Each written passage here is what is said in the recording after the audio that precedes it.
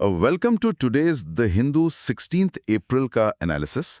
आज के इस विशेष गहन विश्लेषण में हम कुछ ऐसे दस्तावेजों और खबरों के पन्नों को पलटने जा रहे हैं जो सीधे तौर पर ये तय करते हैं कि देश का तंत्र आखिर काम कैसे करता है। मतलब कल्पना कीजिए कि एक बहुत ही जटिल बोर्ड गेम चल रहा है। हाँ, बिल्कुल एक ऐसा गेम जिसके नियम सबको पता है। हाँ, और कई दशकों से सभी खिलाड़ी एक तय नियम के अनुसार ही खेल रहे हैं, पर अचानक गेम को नियंत्रित करने वाले अधिकारी बीच में ही नियम बदल देते हैं। और उसका नतीजा ये होता है कि जिन खिलाड़ियों ने पुराने नियमों का सबसे ईमानदारी से पालन किया है ना, उन्हें अचानक लगने लगता है कि भाई उनकी उस ईमानदारी के लिए ही उन्हें सजा दी जा रही है। आज भारत के नीतिगत गलियारों में कुछ ऐसी ही बेचैनी है। बिल्कुल सही एनालॉजी दी आपने। देखिए, इस पूरी चर्चा का मुख्य उद्देश्य महज ये जानना नहीं है कि अखबार में आज क्या छपा है, बल्कि इन अलग अलग दिखने वाली घटनाओं के बीच के उस धागे को पकड़ना है जो भारत की शासन व्यवस्था को एक साथ बांधता है। सही बात है। और आज का अंक तो बहुत ही विविधतापूर्ण है। मतलब संवैधानिक संशोधनों से लेकर मॉनसून की भविष्यवाणियों तक और अंतर्राष्ट्रीय भू राजनीति तक बहुत कुछ हमारे पास। हाँ, और अगर हम गहराई में जाएं तो ये सभी मुद्दे एक दूसरे से जुड़े हुए हैं।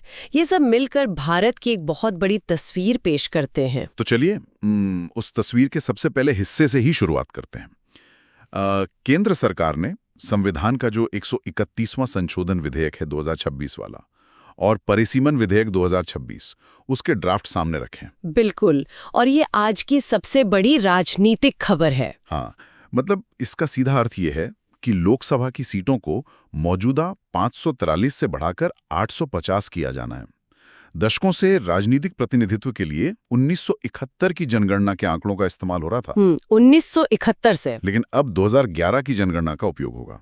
अब देखिए, सरकारी तंत्र का तो कहना है कि इस बदलाव से कोई भी राज्य अपनी आनुपातिक शक्ति नहीं खोएगा। लेकिन इसका विरोध भी तो बहुत जबरदस्त हो रहा है। वही तो, जो इंडिया गठबंधन है वो इसका कड़ा विरोध कर रहा है, क्योंकि उन्हें डर है कि जिन दक्षिणी राज्यों ने जनसंख्या नियंत्रण में इतनी सफलता हासिल की है, हाँ, उन्हें इसका भारी राजनीतिक नुकसान उठाना पड़ेगा। बिल्कुल, ये तो वही बोर्ड गेम वाली स्थिति हो गई ना, जहाँ अच्छे प्रदर्शन की सजा मिल रही है। देखिए, इस पूरी स्थिति को डेमोग्राफिक यानी जनसांख्यिकीय सच्चाई और डेमोक्रेटिक यानी लोकतांत्रिक प्रतिनिधित्व के बीच के तनाव के रूप में समझना होगा। मतलब जनसांख्यिकीय बनाम लोकतंत्र। हाँ, क्योंकि लोकतंत्र का मूल सिद्धांत ये है, एक व्यक्ति एक वोट।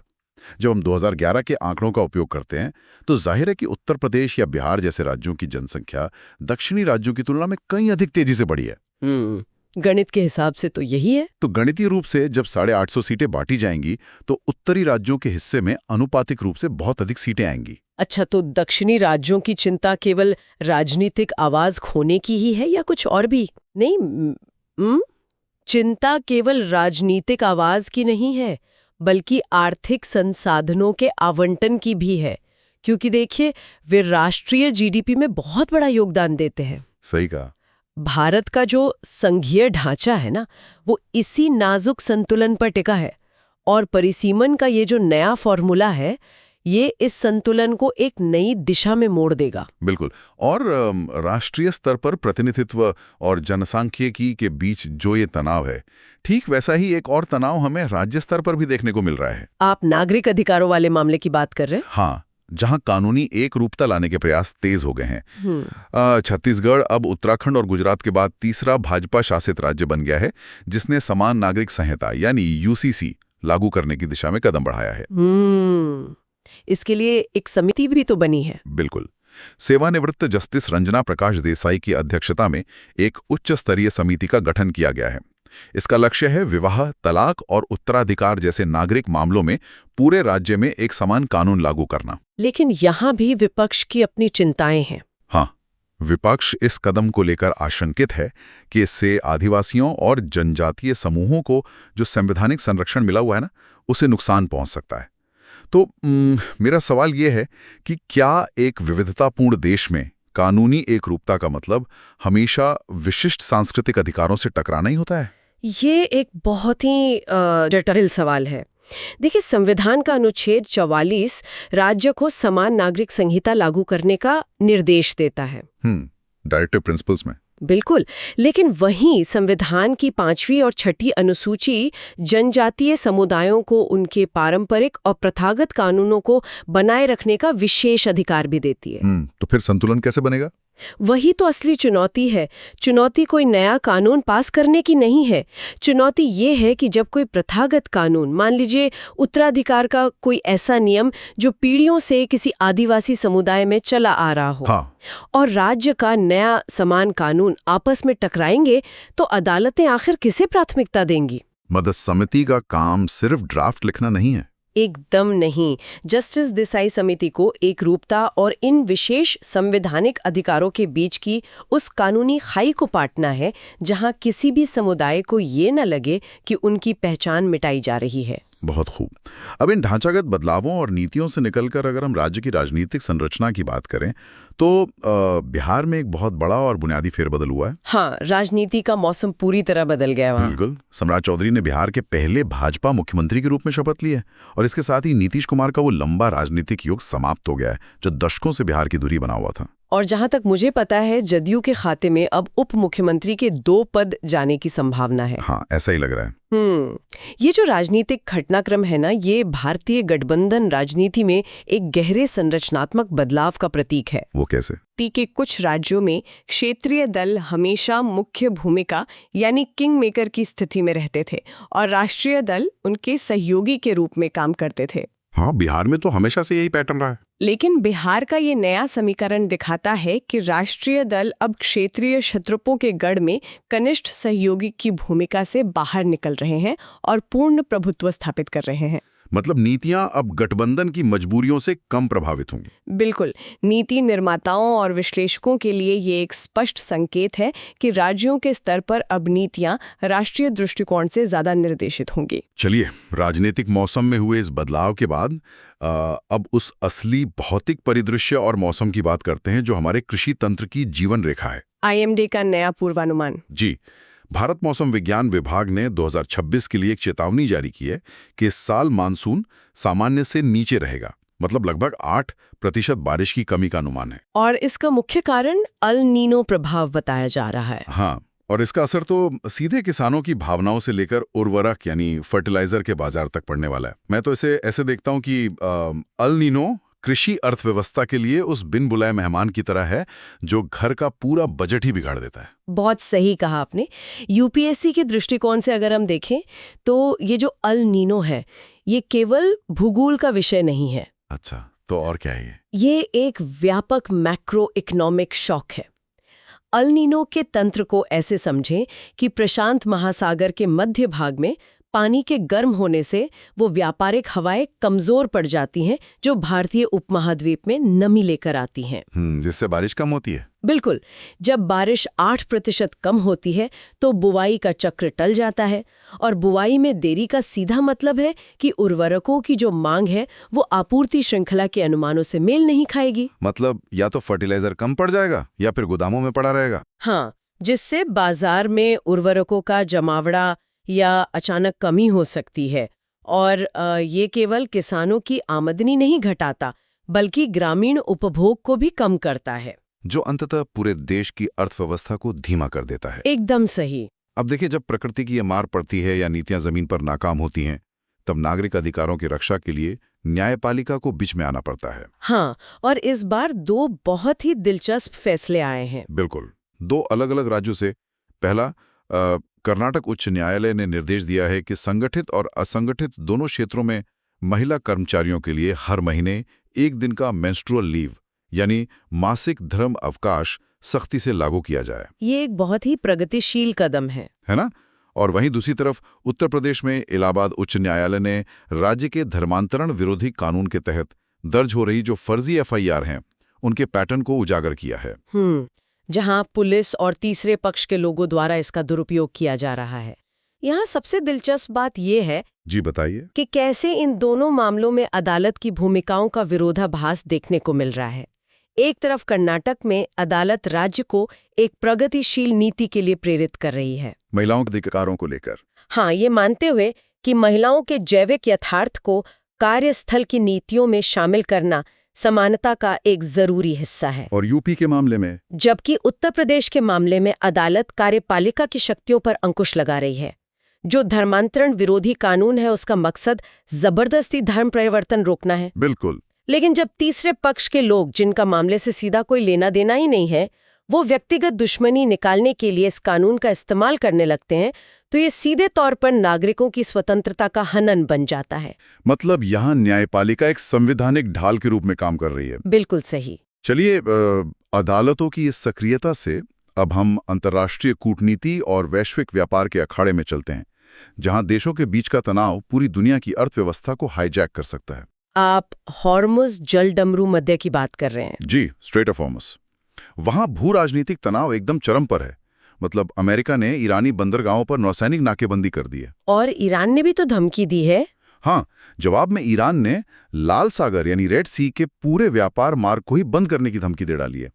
अब भारत ने इस आपूर्ति व्यवधान से निपटने के लिए रूसी और वेनेजुएला के कच्चे तेल की खरीद बढ़ा दी है, जो कि एक रणनीतिक कदम है। बिल्कुल।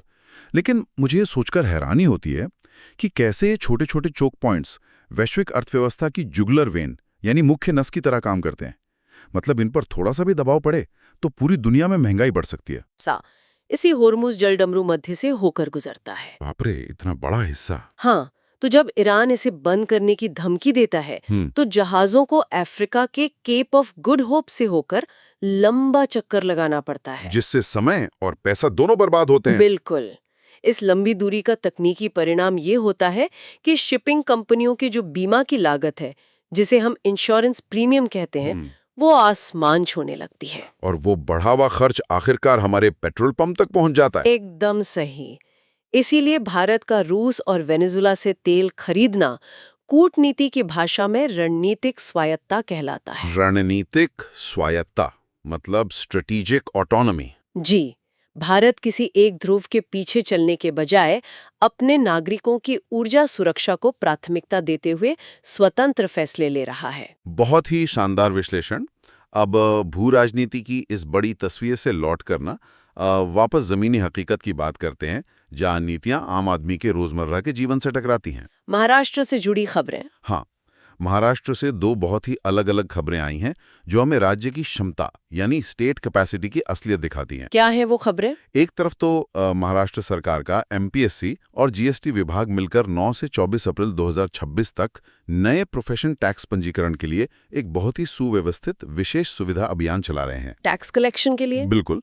और दूसरी तरफ बीड जिले से एक बेहद खौफनाक खबर आई, जहां आवारा कुत्तों ने महज 2 घंटे के भीतर 40 लोगों को काट लिया। हे भगवान, 2 घंटे में 40 लोग? हाँ, जिसके बाद वहां के सरकारी अस्पताल में एंटी रेबीज टीकों के लिए भारी अफरा तफरी मच गई। मतलब प्रशासन की हालत देखने लायक थी। देखिए, प्रशासन के स्तर पर ये एक बहुत ही असंतुलित राज्य क्षमता का क्लासिक उदाहरण है। वो कैसे? एक और राज्य के पास डिजिटल पोर्टल्स और टैक्स कलेक्शन के लिए इतनी उन्नत प्रणाली है कि वह राजस्व जुटाने के लिए विशेष अभियान चला सकता है। मतलब पैसा वसूलने में सरकार बहुत तेज है। हाँ, लेकिन वहीं दूसरी ओर बुनियादी नगरपालिका प्रशासन और जन स्वास्थ्य आपातकाल जैसे आवारा कुत्तों का प्रबंधन या जीवन रक्षक टीकों की त्वरित आपूर्ति, इसमें सिस्टम बुरी तरह विफल हो जाता है। बिल्कुल। स्टेट कैपेसिटी का आकलन केवल इस बात से नहीं होता कि सरकार कितनी कुशलता से टैक्स वसूल सकती है, बल्कि इस बात से होता है कि वो बीड जैसी स्वास्थ्य आपदाओं में नागरिकों को कितनी तेजी से सुरक्षा प्रदान कर सकती है। और बुनियादी प्रशासन की इन्हीं विफलताओं को सुधारने के लिए नागरिक सही प्रतिनिधित्व की मांग करते हैं। और यहीं से जुड़ता है हमारे पहले संपादकीय विश्लेषण का मुख्य बिंदु, जो कि महिला आरक्षण और परिसीमन पर है। जी, वृंदा कराजी ने अपने लेख में एक कड़ा रुख अपनाया है। उनका तर्क है कि महिला आरक्षण एक स्टैंड अलोन कदम होना चाहिए। मतलब इसे लागू करने के लिए परिसीमन या जनगणना जैसी लंबी प्रक्रियाओं का इंतजार नहीं किया जाना चाहिए। और संसद में महिलाओं की संख्या भी तो गिरी है। हाँ, उन्होंने बताया कि 2024 के चुनावों के बाद संसद में महिलाओं की संख्या घटकर केवल 13.6% रह गई है, जो कि चिंताजनक है। बिल्कुल। और सबसे बड़ी बात, वो परिसीमन के लिए 2011 की जनगणना के उपयोग को मनुवादी अन्याय करार देती हैं, क्योंकि उनके अनुसार ये SC/ST समुदायों को उचित प्रतिनिधित्व से वंचित करता है। उनका ये पॉइंट काफी स्ट्रांग है। लेकिन यहां मैं एक सवाल पूछना चाहूंगा। मतलब अगर हम अपडेटेड जनगणना के आंकड़ों का उपयोग नहीं करेंगे तो क्या हम वर्तमान जनसांख्यिकी सच्चाई से आंखें नहीं चुरा रहे हैं? 2011 के आंकड़ों का इस्तेमाल आखिर इतना गलत क्यों है? देखिए, ये तर्क ऊपरी तौर पर एकदम सही लगता है कि जनगणना के नए आंकड़े होने ही चाहिए। लेकिन वृंदा करात जी के तर्क का मुख्य आधार अधिकारों के विलंब से जुड़ा है। अधिकारों का विलंब? हाँ, अगर पिछले 15 सालों में SC/ST आबादी के अनुपात में उल्लेखनीय वृद्धि हुई है, लेकिन आप संसद की सीटें 2011 के आंकड़ों पर ही स्थिर कर देते हैं, तो आज की बढ़ी हुई आबादी का प्रतिनिधित्व संसद में कमजोर पड़ जाएगा ना? अच्छा, मतलब उन्हें उनका हक नहीं मिल पाएगा। बिल्कुल। इसके अलावा महिलाओं के लिए 33% आरक्षण को परिसीमन जैसी जटिल प्रशासनिक प्रक्रिया पर निर्भर कर देना उनके अनुसार तकनीकी कारणों का बहाना बनाकर समानता के अधिकार को टालने की कोशिश है। अब समझ में आया। और प्रतिनिधित्व की इसी बहस को आगे बढ़ाते हुए हमारे दूसरे संपादकीय में M.R. माधवन एक बहुत ही बुनियादी सवाल उठाते हैं लोकसभा के आकार को लेकर। जी, वो पूछते हैं कि क्या सिर्फ संसद को बढ़ा कर देने से लोकतंत्र मजबूत होता है? मतलब लोकसभा को 850 सदस्यों तक विस्तारित करने और राज्यसभा के आकार को न बढ़ाने से बहुत बड़ी समस्या खड़ी हो सकती है, विशेष रूप से उच्च सदन के महत्व को लेकर। बिल्कुल। और उनकी सबसे बड़ी चिंता यह है कि इतने बड़े सदन में व्यक्तिगत सांसदों को विचार विमर्श करने और कार्यपालिका को जवाबदेह ठहराने का समय बहुत कम मिलेगा। इसके तकनीकी तंत्र को समझना बहुत जरूरी है श्रोताओं के लिए। भारतीय संसद में जब किसी विधेयक पर गतिरोध होता है तो क्या होता है? संयुक्त बैठक बुलाई जाती है, जॉइंट सिटिंग। हाँ, वर्तमान में 543 लोकसभा और 250 राज्यसभा सदस्यों के साथ एक ठीक-ठाक संतुलन बना रहता है। लेकिन जब लोकसभा में 850 सदस्य होंगे और राज्यसभा 250 पर ही अटकी रहेगी, तो संख्या बल के सामने उच्च सदन का महत्व तो गणितीय रूप से शून्य हो जाएगा। बिल्कुल, राज्यसभा की तो कोई आवाज ही नहीं रह जाएगी। और दूसरी समस्या समय की है। संसद का काम केवल वोट डालना नहीं है, बल्कि नीतियों पर बहस करना है। 850 सांसदों वाले सदन में जटिल विधेयकों पर बोलने के लिए एक सांसद को शायद महज 1 या 2 मिनट का समय मिलेगा। 1 या 2 मिनट, उसमें तो कोई क्या ही बोल लेगा। इसी को आवाज का मंद पड़ना या डाइल्यूशन ऑफ इंडिविजुअल वॉइस कहते हैं। संसद एक विमर्श के मंच से महज एक वोटिंग मशीन में तब्दील हो सकती है। ये तो सच में डराने वाली बात है। और जहां सांसद एक भरी हुई संसद में बहस के समय के लिए संघर्ष कर रहे होंगे, वहीं आम नागरिक एक बिल्कुल अलग तरह के डिजिटल खतरे से जूझ रहा है। आप डिजिटल लोन ऐप्स की बात कर रहे हैं? जी, हमारा तीसरा संपादकीय प्रेडेटरी डिजिटल लेंडिंग ऐप्स यानी शिकारी डिजिटल ऋण ऐप्स के बढ़ते खतरे पर हैं। इसके कारण आत्महत्याओं के मामले लगातार बढ़ रहे हैं, जो कि बहुत ही दुखद है। बिल्कुल। इस लेख में अवैध ऋण देने पर जेल की सजा की वकालत की गई है। साथ ही एक तकनीकी सुझाव भी है, OS स्तरीय सैंडबॉक्सिंग। मतलब मुझे तो ये डिजिटल लोन एक डिजिटल चूहेदानी की तरह लगते हैं। चूहेदानी? हाँ, मतलब शुरुआत में पैसा बहुत आसानी से मिल जाता है, लेकिन फिर वो इस जाल में ऐसा फंसता है कि परिणाम जानलेवा होता है। बिल्कुल सही कहा आपने। और इस डिजिटल चूहेदानी को तोड़ने के लिए ही लेख में सैंडबॉक्सिंग की मांग की गई है। ये सैंडबॉक्सिंग काम कैसे करता है? इसके काम करने के तरीके को ऐसे समझे, जब आप कोई लोन ऐप इंस्टॉल करते हैं तो वो आपके फोन की गैलरी और कॉन्टैक्ट्स लिस्ट का एक्सेस मांगता है। हाँ, वो तो सारे ऐप्स मांगते हैं। और बाद में इसी डेटा का इस्तेमाल करके लोगों को ब्लैकमेल किया जाता है। OS स्तरीय सैंडबॉक्सिंग का मतलब है कि फोन का ऑपरेटिंग सिस्टम उस ऐप को एक अलग, सुरक्षित और बंद बॉक्स में डाल देगा। अच्छा, मतलब उसे बाकी फोन से अलग कर देगा? बिल्कुल। ऐप लोन देने की प्रक्रिया तो पूरी कर सकता है, लेकिन वो फोन के अन्य हिस्सों जैसे आपके निजी कॉन्टैक्ट्स या तस्वीरों तक बिल्कुल नहीं पहुंच सकता। वाह, ये तो बहुत ही बढ़िया समाधान है। हाँ, ये लेख स्पष्ट करता है कि तकनीकी अपराधों से निपटने के लिए हमें केवल सख्त कानूनों की नहीं, बल्कि इस तरह के उन्नत तकनीकी समाधानों की भी जरूरत है। अब समाज के कमजोर वर्गों को डिजिटल खतरों से बचाने की इस चर्चा के बाद आइए समाज के उस आधे हिस्से की बात करते हैं जिन्हें नीति निर्माण के केंद्र में लाने की तैयारी हो रही है। वंदना मिश्रा जी का लेख। जी, वंदना मिश्रा ने नारी शक्ति वंदन अधिनियम को एक स्ट्रक्चरल इनोवेशन यानी संरचनात्मक नवाचार बताया है। और ये बहुत ही पॉजिटिव नजरिया है। बिल्कुल। उनका तर्क है कि अधिनियम भारत को महज एक प्रक्रियात्मक लोकतंत्र से निकालकर एक विमर्शमूलक लोकतंत्र की ओर ले जाएगा। मतलब प्रोसीजरल डेमोक्रेसी से डेलिबरेटिव डेमोक्रेसी की तरफ। हाँ, वो राष्ट्रीय नीति के मुख्य पटल पर आएंगी। अगर हम वृंदा कराज जी की आलोचना और वंदना मिश्रा जी के आशावाद की तुलना करें ना, तो एक बहुत ही व्यापक तस्वीर उभरती है। कैसी तस्वीर? देखिए, वृंदा कराज जी कार्यान्वयन की प्रक्रिया में होने वाले विलंब पर सवाल उठा रही हैं, जो कि अपनी जगह एकदम सही है। वहीं वंदना मिश्रा इस बात पर केंद्रित हैं कि जब बड़ी संख्या में महिलाएं विधायक या सांसद बनकर आएंगी तो बहस की प्रकृति कैसे बदलेगी। मतलब जो मुद्दे अभी हाशिए पर हैं वो मुख्य धारा में आ जाएंगे। बिल्कुल। पुरुष प्रधान राजनीतिक विमर्श अक्सर बुनियादी ढांचे या रक्षा पर केंद्रित रहता है, लेकिन महिलाओं के आने से पोषण, केयर इकोनॉमी और ग्रामीण स्वच्छता जैसे मुद्दे नीति निर्माण के केंद्र में आ जाएंगे। ये वास्तव में लोकतंत्र की गुणवत्ता को बेहतर करेगा। लोकतंत्र को मजबूत करने की इस भारतीय बहस को आइए अब एक वैश्विक मंच पर भी परख लेते हैं। हंगरी के चुनाव। जी, हंगरी में जहां एक स्थापित अनुदार लोकतंत्र यानी इलिबरल डेमोक्रेसी चल रही थी, उसे हाल ही में एक बहुत बड़ी चुनौती मिली है। हाँ, विक्टर ओर्बन की हार काफी चौंकाने वाली रही है। बिल्कुल। 16 साल से चल रहे उनके दक्षिणपंथी लोक लुभावनवाद को पीटर मग्यार की टिस्सा पार्टी ने करारी शिकस्त दी है। और इसमें सबसे बड़ा रोल किसका रहा है? यही तो सबसे दिलचस्प बात है। इस जीत के पीछे भ्रष्टाचार विरोधी अभियान और जीजी यानी युवा मतदाताओं की बहुत अहम भूमिका रही है।